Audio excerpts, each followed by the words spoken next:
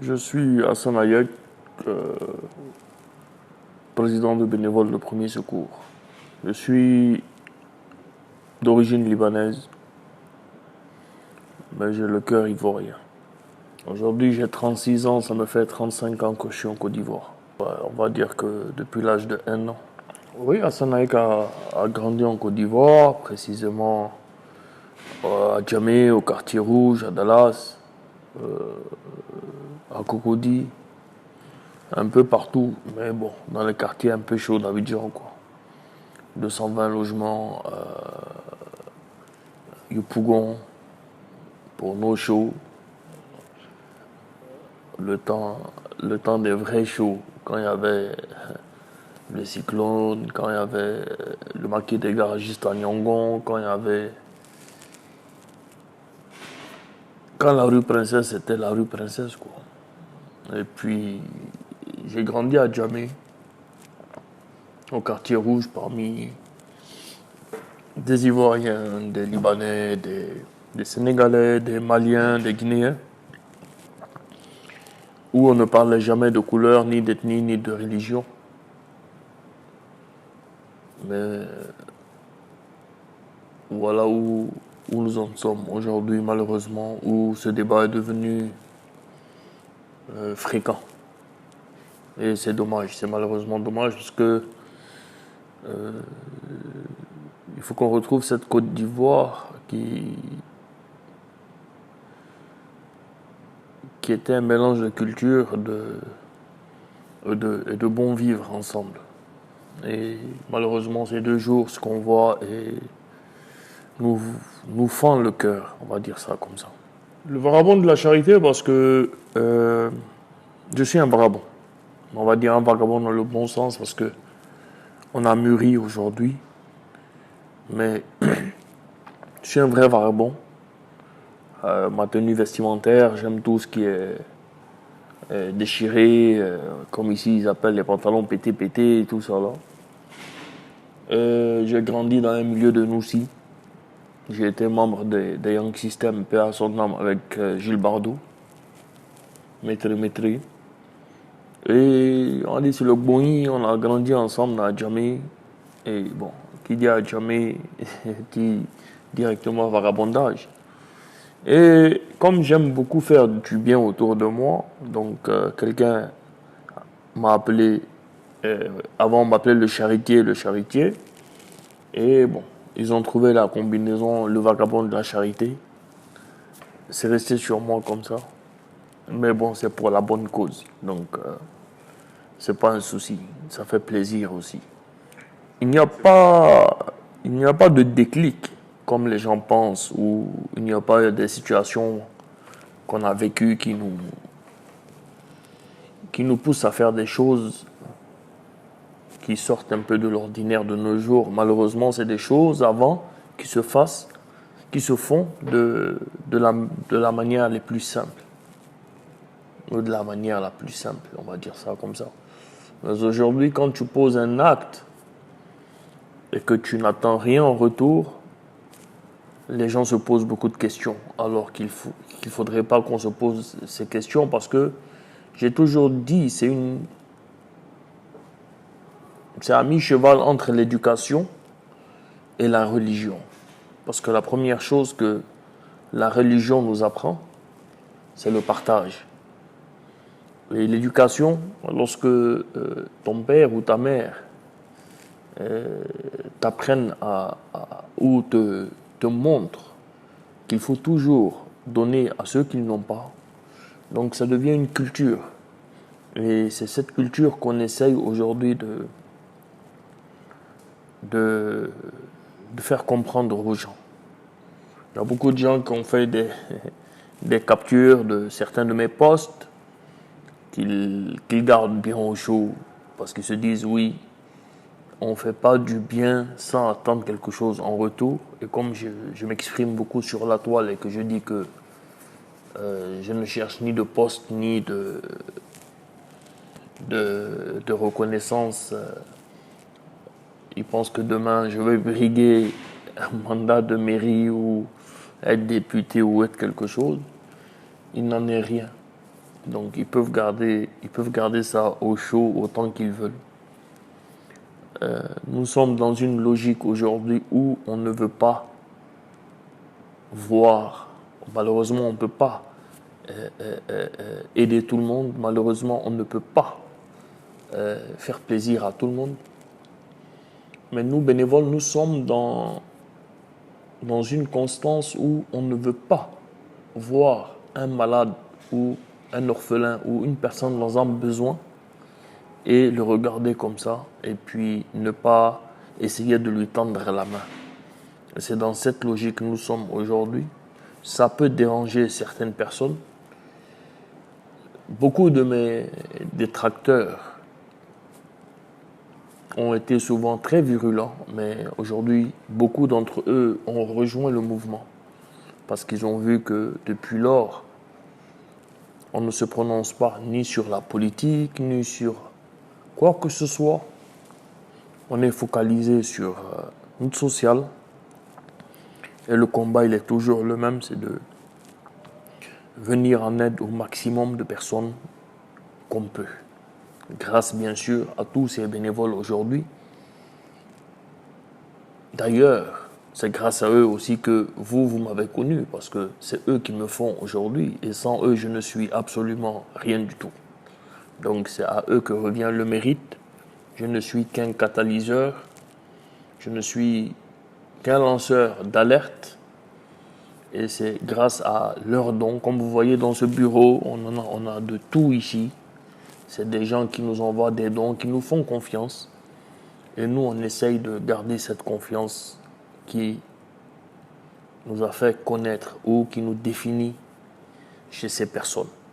C'est une bénédiction aujourd'hui pour nous de pouvoir, on va dire, avoir cette chance de pouvoir aider. Parce qu'il y a beaucoup de gens qui ont beaucoup d'argent, mais ils n'ont pas cette chance de pouvoir aider. Nous, c'est notre manière de rendre grâce à Dieu parce qu'aujourd'hui, nous avons nos deux mains, nos deux pieds. On arrive à s'en servir. Il y a des gens qui ont les 4 membres. Malheureusement, ils sont infirmes. Donc ça, c'est déjà une bénédiction. C'est notre manière de dire merci au Seigneur et de le bénir pour nos vies.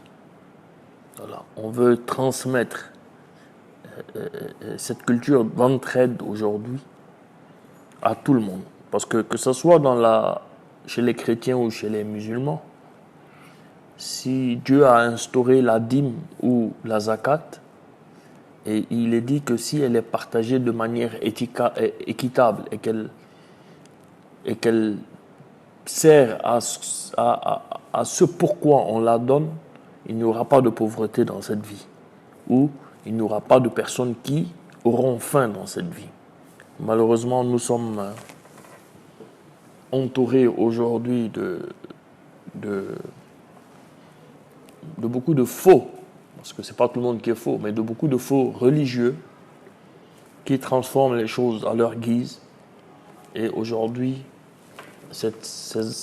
l'argent qui doit être destiné à pouvoir aider aussi, parce que l'État ne peut pas tout faire. Dans le monde entier, il y a des organisations, des ONG, des fondations qui sont la continuité d'un État. Ça ne veut pas dire qu'ils font de la politique, non. C'est-à-dire que la continuité, ça veut dire que l'État ne peut pas aller faire du porte-à-porte pour aider les gens. Il faut un mouvement global. Et ce sont ces ONG, ces fondations qui sont là sur le terrain pour pouvoir aider à l'accomplissement du bien-être aujourd'hui du citoyen. C'est un devoir citoyen que qu'Ivoiriens ou étrangers dans un pays doivent faire valoir pour que toutes ces personnes essayent de s'en sortir comme tout le monde aussi. Même si on ne les donne pas de l'argent pour faire un commerce, mais au moins on peut couper la faim. Chacun de nous peut impacter aujourd'hui de manière positive l'entourage avec le domaine qu'il maîtrise. Et c'est de ça qu'il s'agit aujourd'hui, et surtout désamorcer nos cœurs pour pouvoir aujourd'hui prôner cette paix que tout le monde recherche, que ce soit en Côte d'Ivoire ou partout dans le monde. Moi, je suis cash dans mes dires, et je vais le dire. Peut-être c'est pas ce que je fais qui les dérange, c'est que je sois libanais et que je draine autant de monde qui les dérange. Quand c'est blanc, quand c'est noir, il faut le dire comme ça. Mais parce que quand je m'assois avec mon équipe, j'essaye de réfléchir. Je ne vois pas le mal qu'on fait en essayant de venir en aide aux autres. Il y a des gens qui disent non, il veut s'accaparer le social. Mais il y a tellement de cas qu'on ne peut pas tout faire. Ce n'est pas qu'on veut s'accaparer le social, mais on veut que les choses soient faites de la bonne des manières. Je ne veux pas que ces personnes aujourd'hui profitent de la générosité des gens pour se faire de l'argent ou pour arnaquer. Parce que lorsqu'on voit un appel aux dons sur la toile et que nous on le prend en charge, je ne peux pas concevoir que cette personne encore continue de faire des appels aux dons, parce qu'une fois qu'on te dit on te prend en charge, ça veut dire que ce que tu as demandé va être donné pour que tu sois opéré. Mais lorsqu'on voit que tu continues, on a eu dernièrement le cas du petit de l'intérieur là qui avait la bosse au dos. Le père nous contacte, il fait d'abord un poste, on dit bon on le prend en charge. Mais comme il a commencé à recevoir des Orange Money, des Move, des MTN Money, il a vu que c'est un plaisir pour lui, alors qu'il demandait que 6 000 francs pour arriver ici. Mais il a commencé à faire durer les choses pour encaisser des dons qu'il va bouffer après, parce qu'il sait que nous, on va le prendre en charge. Donc, l'idée n'est pas de s'approprier quelque chose. On ne peut même pas s'approprier quelque chose. On dit non, mais des fois, on t'appelle pour nous aider, pour aider nos associations. Tu refuses. Mais quand même, toi, tu cherches une bénédiction et nous, on n'a pas besoin de cette bénédiction. Tu cherches à faire une ONG. Sous quelle... Tu tapes ta poitrine pour faire une ONG, c'est pourquoi? Si toi-même, tu ne peux pas cotiser, nous avons vu des ONG ici, j'ai un restaurant, où ils viennent ici, ils se font une réunion des membres, ils d'abattent au restaurant pour 200 000, ils mettent ça sous le nom de l'ONG, et pour faire une action de 100 000, ils vont essayer de quémander un peu partout. Nous ne sommes pas subventionnés. Nous sommes dans l'action. Nous ne sommes pas dans... On va prévoir de faire quelque chose. Prévoir, là, chez nous, c'est quand il y a des dons de sang, des actions comme ça qu'on prévoit. Mais les cas de maladie, on ne prévoit pas. Mais si toi, tu ouvres ton ONG, ou tu constitues ton ONG, pour que moi, HH, je vais aussi quémander pour venir te donner, mais ce n'est pas la peine que tu fasses ton ONG. Parce que nous, on est toujours en cours d'argent pour pouvoir soigner les gens. Et après, tu vas la ramener devant tout le monde. Mais on l'a appelé pour nous aider dans son ONG. Il ne veut pas. Mais si vous êtes 100 personnes dans votre ONG que vous avez créée, et que vous avez un mouvement de 50 000 francs, si chacun de vous paye 500, 500, 500, 500. Mais le problème ici, c'est que ces histoires de ONG, c'est devenu comme s'il faut mettre sur un CV quelque chose. Et j'ai toujours dit, depuis dernièrement, que maintenant il y a plus d'ONG que de population en Côte d'Ivoire. Chaque 2 minutes, on signe une ONG, ça sort de partout. Donc il faut savoir de quoi il en est exactement. Et sur quelle base ces ONG sont parties. Il est là le problème. Aujourd'hui, j'ai un respect pour les zinzins du bonheur. Moi-même, j'en fais partie. Je me suis démarqué avec le truc de santé parce que les zinzins, eux, ils prévoient des événements sur un an, 4 fois ou 5 fois. On contribue comme tout le monde. Et quand nous, on a des cas, ils contribuent comme tout le monde. Du moment où c'est clair et net, on n'a pas de souci. On s'entraide. Mais quand toi, tu veux venir faire connaître ton ONG sur moi, mon dos, ou sur le compte de bénévoles de premier secours, on ne peut pas te cautionner. Parce qu'on ne sait pas de quoi tu es capable. On ne sait pas que tu peux prendre notre nom demain pour faire quelque chose. Non, juste mettre BPS sur le visuel. Mais tu veux mettre BPS sur le visuel, c'est pour drainer du monde. C'est une identité aujourd'hui qui peut te permettre d'avoir du monde. Oui, on est d'accord. Mais il faut d'abord que tu me prouves que tu es de bonne foi, que tu as mené des actions. Et là, nous, on peut t'appuyer. Mais on ne peut pas venir t'appuyer parce que, genre, toi, tu as ouvert une ONG, tu es un jeune. C'est pas... c'est à but non lucratif. C'est pas aujourd'hui un business ou bien un investissement qu'on fait. C'est une ONG qui œuvre dans le social. C'est-à-dire que ce que tu as, tu dois donner et non garder. Et c'est ce que les gens n'ont pas compris. On trouve que je suis méchant. Il n'y a pas de souci. Et comme l'Ivoirien, il n'aime pas aller à la base du problème, mais il aime écouter ce que les gens, dans les papatouillas, ce que les gens disent aux autres pour avoir des idées arrêtées. Par moi, je ne gère pas ces sentiments, frère. Moi, je suis dans ma gamme. J'ai toujours dit, moi, je suis un noussi. Quand je suis convaincu de quelque chose, je suis gamé. Donc, tu vas framponner jusqu'à demain. Ça va pas aller quelque part parce que c'est moi qui décide. Ce n'est pas obligatoire que je te donne mon image, ni que je te vienne en aide. Il y a beaucoup d'ONG que nous, on a aidés ici. Mais on n'a pas besoin de venir divulguer parce que je connais les personnes qui sont derrière cette ONG et je connais qu'ils œuvrent dans le social. Donc, quand cette ONG vient me voir pour me dire, Hassan, voilà ce qu'on a pu collecter pour ça, tu as quelque chose, je dis, bien sûr, qu'est-ce que tu as besoin? Des vêtements? Allez, envoyez-les, envoyez ici. On n'a pas besoin de venir dire qu'on lui a donné. C'est son mouvement. Nous, on est là, on appuie en bas. Le problème, ce n'est pas un championnat. Il faut que les gens comprennent que ce n'est pas un championnat. Il y a certes l'aura, mais pour avoir l'aura dans le social aujourd'hui que j'ai eu grâce à mes gens, c'est permettre la confiance. Que les gens ont confiance à ce que tu fais, et ils voient ce que tu fais, et ils savent que les dons qu'ils t'envoient servent réellement. Et c'est pour ça qu'on publie tout sur cette toile. Enfin, pas tout, parce que la plupart des cas, des femmes et tout ça qui viennent directement ici, on ne publie pas. Mais une fois qu'on prend un cas sur la toile, on est obligé de faire un retour sur la toile. Parce que lorsqu'on l'a pris sur la toile, ce cas, quelqu'un l'a publié, nous avons fait un appel aux dons. Et les gens envoyaient leur argent. Pour ne pas que demain on dise, qu'est-ce que tu as fait de cet argent? Dès que le montant arrive, le lendemain, on va en clinique, on paye, on vient sur cette même toile pour dire que voilà, on a payé, voilà les opérations qui vont se faire. Quand on fait l'opération, on vient montrer avec le suivi qu'il faut avec. Ce n'est pas parce qu'on a envie de montrer ce qu'on fait, mais on connaît la bouche des gens. Et il y a beaucoup de choses qu'on veut éviter.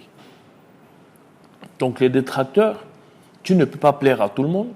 Moi, personnellement, j'ai toujours dit, ils ont insulté mes parents, ma descendance, ils m'ont traité de tous les noms, de vendeurs de drogue, de blanchiment d'argent, de tout et de rien. Frère, je ne gère pas ça. Je prends même pour jouer des fois, pour m'amuser, mais c'est sans plus. Si l'objectif premier, c'est de pouvoir me faire dégoûter ou avoir une certaine haine, ils ne vont pas avoir ma haine. Parce que l'œuvre que je fais, c'est pour Dieu. Et ce n'est pas pour l'être humain. C'est quand tu attends une reconnaissance d'un être humain que tu peux être déçu par certaines choses. Mais dans le social, là, il n'y a pas de déception. Parce qu'il n'y a jamais un jour qui ressemble à l'autre. Donc, c'est grâce à eux aussi, aux détracteurs, qu'on se perfectionne. Donc, il faut que je les dise merci aussi. Donc, merci aux détracteurs, parce que grâce à vous aussi, j'essaye de me perfectionner encore plus. Vous me donnez des ondes positives, sans vous en rendre compte, et vous augmentez mon nombre de followers, parce que les gens s'intéressent toujours pour savoir la vérité. Bah, c'est une bénédiction.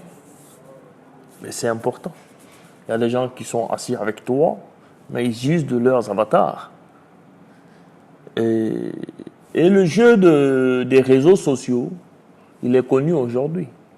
Tu fais un post qui peut avoir un double sens dans une période sensible, alors que tu n'as pas prêté attention aux tenants et aux à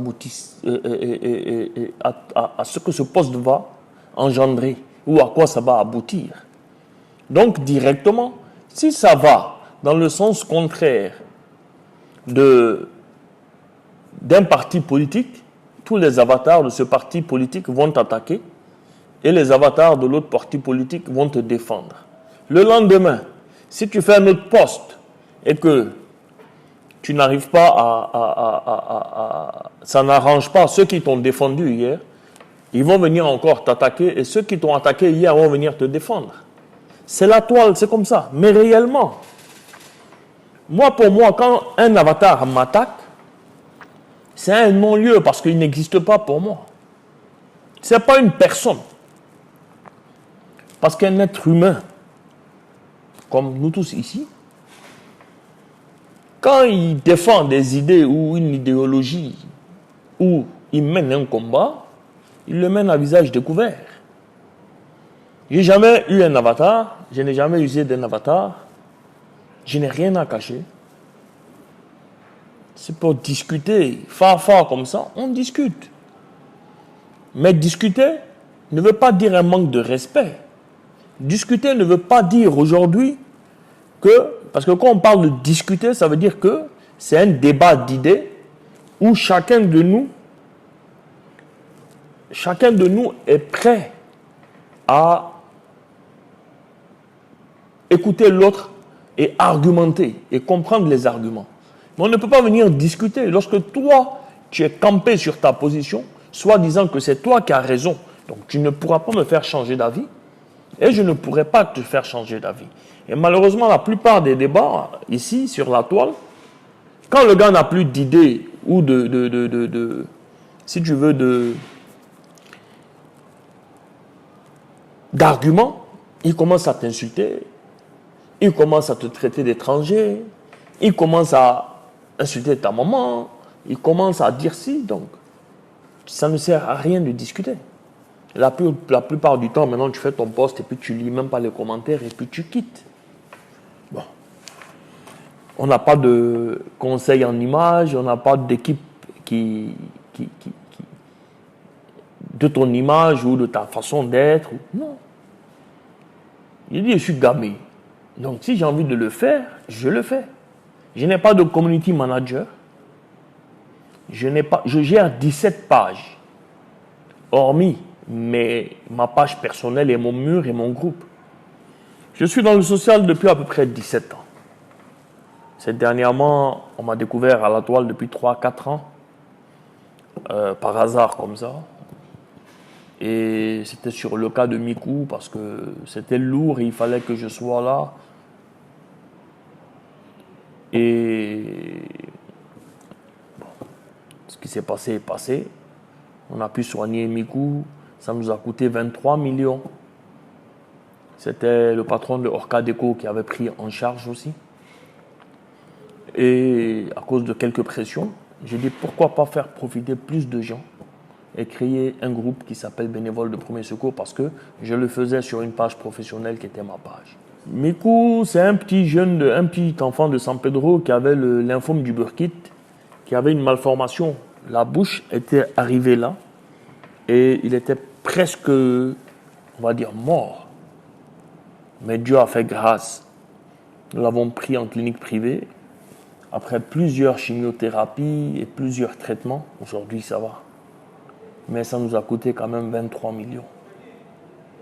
Qui ont été financés par le patron de Orcadeco, M. Jalal Kawar.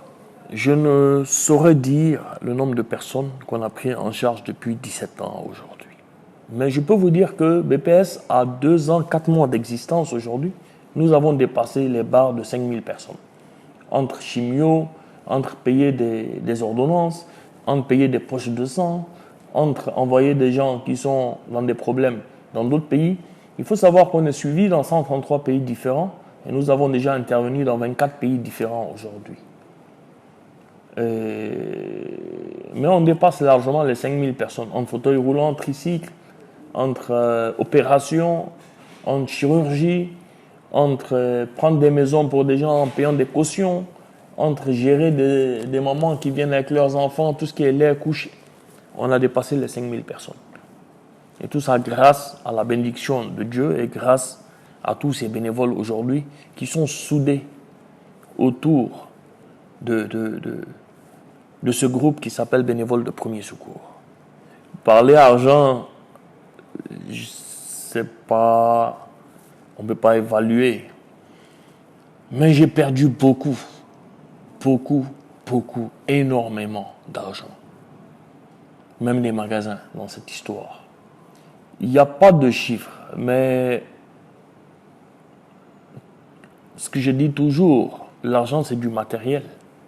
Et ce n'est pas le matériel qui fait l'homme, mais c'est l'homme qui fait le matériel.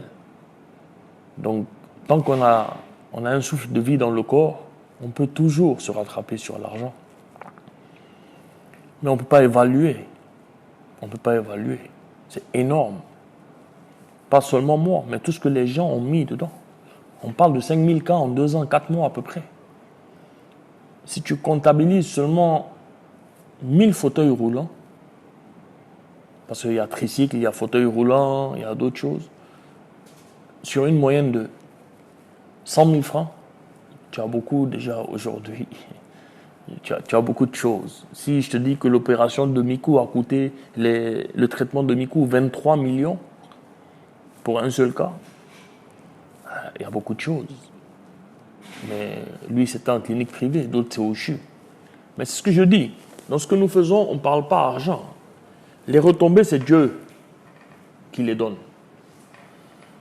Et grâce à Dieu et à ce que je fais, beaucoup de portes se sont fermées dans ma vie et Dieu a ouvert d'autres portes très rapidement. Donc cela me suffit largement. Ce que j'ai dit tout à l'heure, nous ne sommes pas subventionnés. Nous ne recevons pas de l'argent de l'État ivoirien. Il y a des hommes politiques qui nous ont fait des dons, mais à titre personnel et non sous la bannière politique. Parce que quand c'est sous une bannière politique, on ne le fait pas parce qu'on ne veut pas être associé. On veut garder cette image de neutralité qu'on a. Par son âme, M. Amadou Gon Coulibaly nous a fait un don. M. Soro nous a fait un don.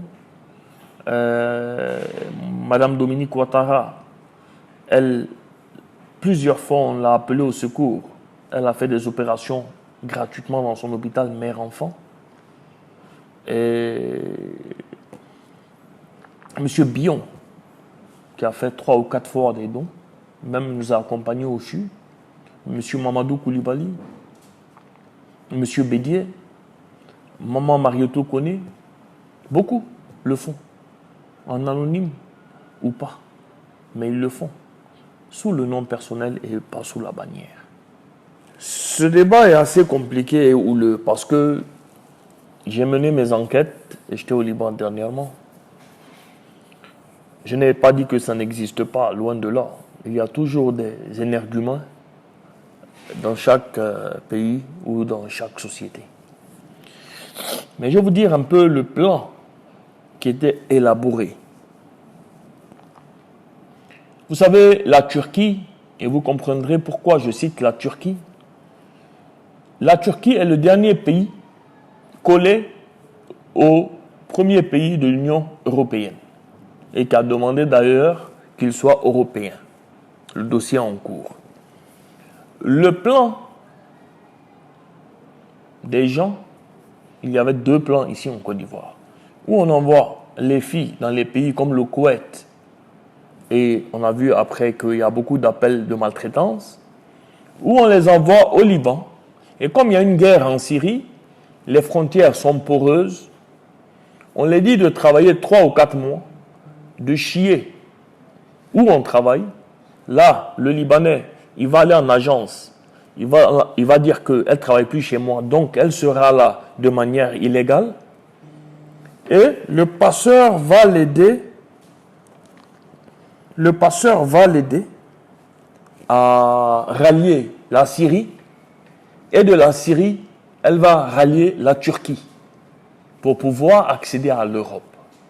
Et à un moment, ça marchait très bien. Si tu as remarqué, on n'entendait plus parler de maltraitance libanaise sur les filles ivoiriennes au Liban.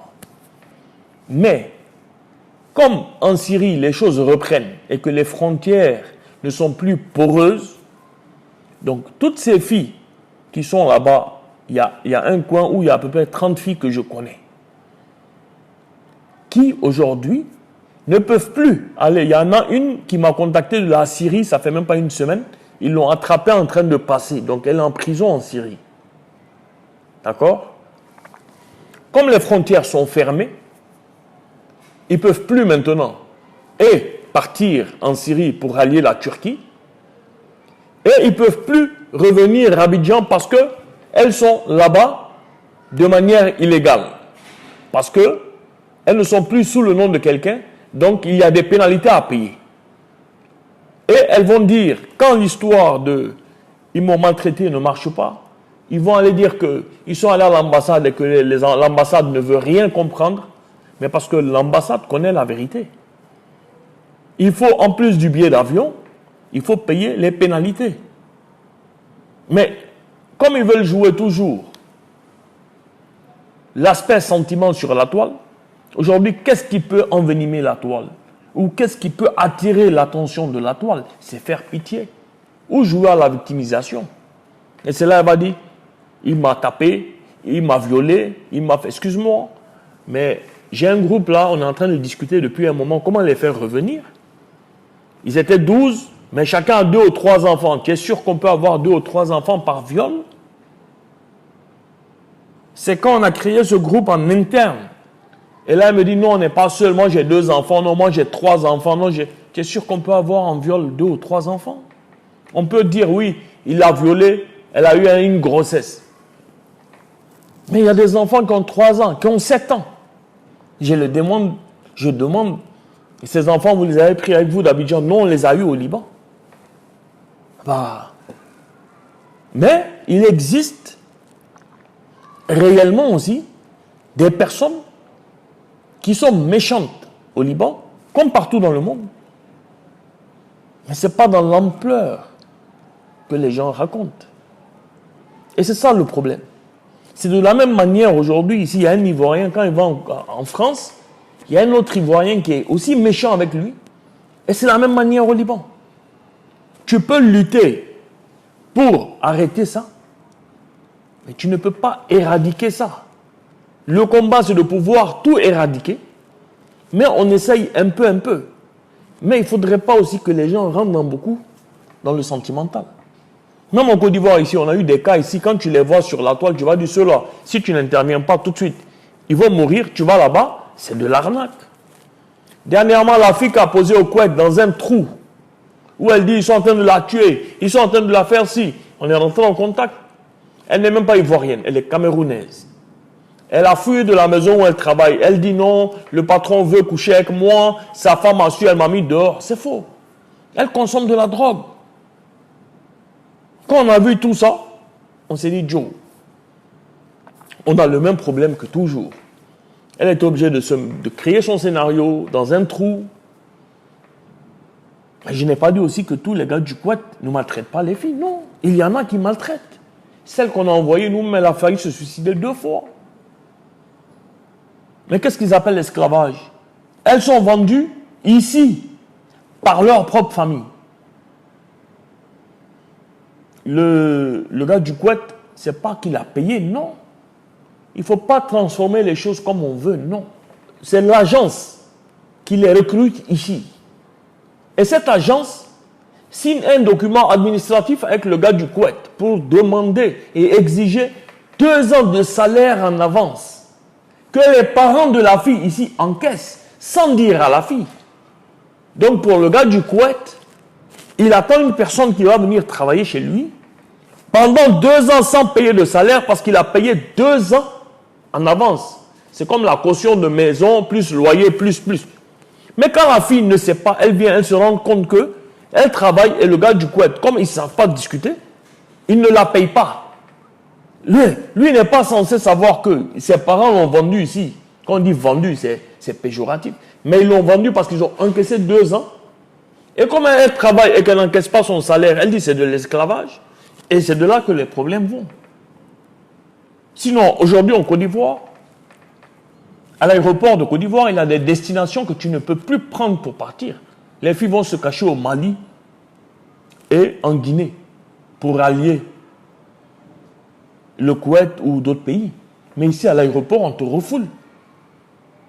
Parce que les gens ont compris ici. Mais le combat est énorme. Malheureusement, c'est toujours les gens qui veulent créer un souci entre les Libanais, les Ivoiriens, les Blancs et les Noirs, alors que tout ça, il y a des racistes, oui, mais 95% des gens ne sont pas racistes. Et c'est ça qui est dommage. Il faut savoir faire la part entre la vraie émotion, le contexte et la réalité. Et c'est dans ça qu'on est aujourd'hui. La culture ivoirienne, elle est riche. Il faut épouser cette culture et non faire semblant d'aimer cette culture. Quand tu fais semblant, tu es dans le fake. Mais quand tu épouses la culture ivoirienne, tu ne peux plus jamais quitter la Côte d'Ivoire.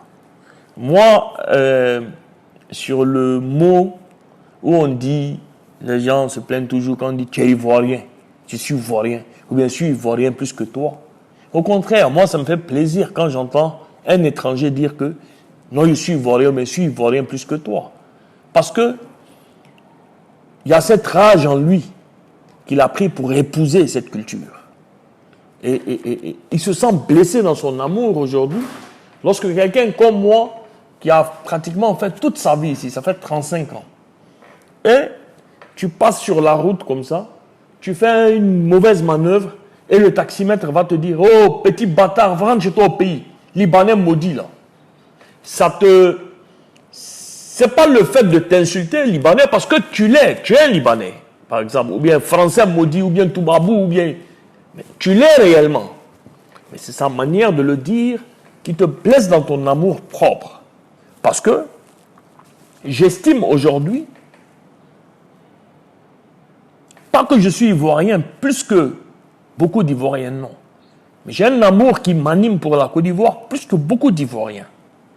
Parce que ça se représente par les actes qu'on pose. Et quand je lis ou quelqu'un me dit « Oh, petit étranger maudit là » ou bien « Petit Libanais bâtard, rentre chez toi », ce n'est pas le fait de me traiter d'étranger ou de Libanais, mais c'est la manière. Parce que ça te blesse dans ton amour propre. Parce que quand tu aimes une personne, tu veux cette personne pour toi. C'est comme le mariage. Quand tu aimes une personne, tu la veux pour toi seul. Et tu t'accapares cette chose. Moi, je me rappelle, quand il y avait la finale de la Côte d'Ivoire en Coupe d'Afrique, mais à Beyrouth et dans le sud, dans tous les cafés, mais je vous jure que si vous passez, vous n'allez jamais penser qu'on est au Liban. Il y a des vidéos qui ont circulé sur la toile. Il y a des gens qui connaissent, les Libanais, qui connaissent l'hymne national de la Côte d'Ivoire. Ils ne connaissent pas celui du Liban. Je ne connais même pas l'hymne national du Liban. Je connais la musique et puis 2 ou 3 mots dedans, le départ, parce qu'à l'école, on nous apprenait comme ça, ici. Mais l'hymne national de la Côte d'Ivoire, même quand je dors, me réveille, je le récite, j'en ai la chair de poule. Et donc, c'est cet amour propre aujourd'hui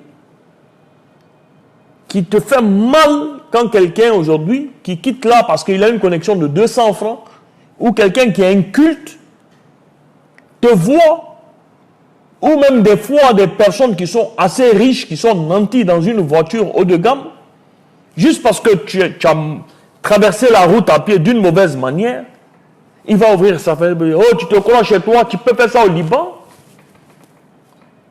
Non. Ce n'est pas le fait qu'on te dit tu peux faire au Liban, parce qu'à la base, tu es Libanais. Ou tu es étranger. Mais c'est cette manière vicieuse de vouloir faire du mal dans la parole. Alors que si on fait sortir nos CV, nous deux, et on dit qu'est-ce que toi tu as donné pour cette Côte d'Ivoire, et les enfants de cette Côte d'Ivoire, et que moi je fais sortir mon CV, ce que moi j'ai donné, parce que je n'aime pas dire moi, parce que les gens disent après tu es hautain, non, tu te prends pour qui? Non. Il y a des faits. Mais j'ai donné beaucoup plus. Où j'ai consacré ma vie à cette Côte d'Ivoire. Je ne connais pas vraiment le Liban. Je partais tout le temps. J'ai même joué au foot. Mais j'ai consacré ma vie à cette Côte d'Ivoire et à l'amour pour cette Côte d'Ivoire et à la cohésion sociale pour cette Côte d'Ivoire et à être là pour beaucoup de gens dans cette Côte d'Ivoire. Et c'est cet amour aujourd'hui qu'on veut prôner. Les discours de haine et d'insultes n'ont jamais résolu un problème. On le voit aujourd'hui en Côte d'Ivoire. C'est quand il y a un non-retour que les choses se gâtent. Et c'est pour ça que quand moi quelqu'un m'insulte comme ça, maintenant je commence à rigoler et puis je me casse quoi. Moi je suis quelqu'un, je suis Zouglou. C'est Zouglou et rien d'autre. Je peux écouter du Tikenja comme ça, de passage, mais c'est Zouglou, c'est Zouglou. Un Zouglou, il n'y a jamais poteau, tu gagnes toujours ça.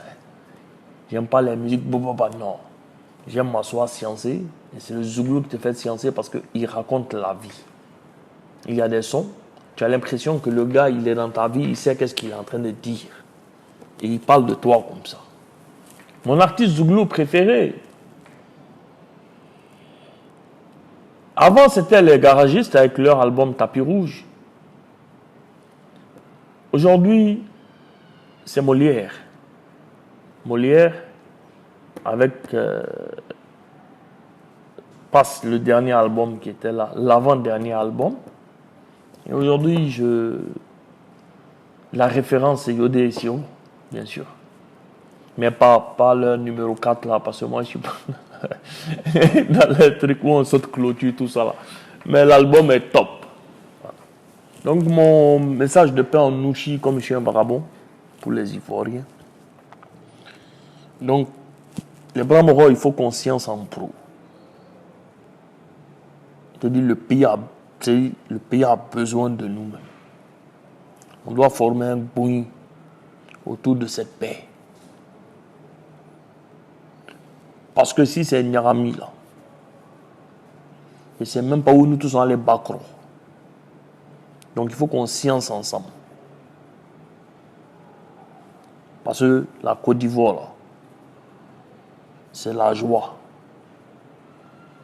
Donc on va faire ça zo.